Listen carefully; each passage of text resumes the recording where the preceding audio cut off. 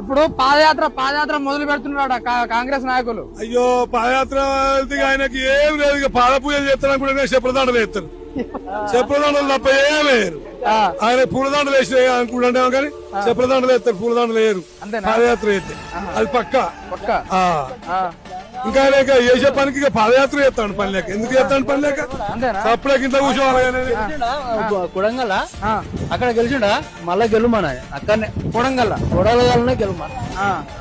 ఈ ప్రభుత్వం మాకు అసలే నచ్చలేదు, మాకు వద్దు.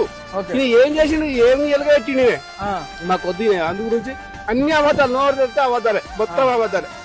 ఇంకొకసారి అంటుండే ఒక్కసారి కాదు, ఇక మనసుత కాదు. అది ఎమ్మెల్యేస్ గెలవడు ఆయన, అంతేనా? గెలవడు ఇక ఆయన. మరి ఎలాంటి అభివృద్ధి జరగలేదు అన్నట్టు రేవంత్ రెడ్డి ఏం జరిగింది? ఇవన్నీ కేసీఆర్ ఉన్నప్పుడు ఆయన పనులు మొత్తం. అంతేనా? రేవంత్ రెడ్డి పని ఏం పని చేసింది ఇక్కడ? మా ఊరికి ఏం చేసింది? ఇప్పుడు గెలిచి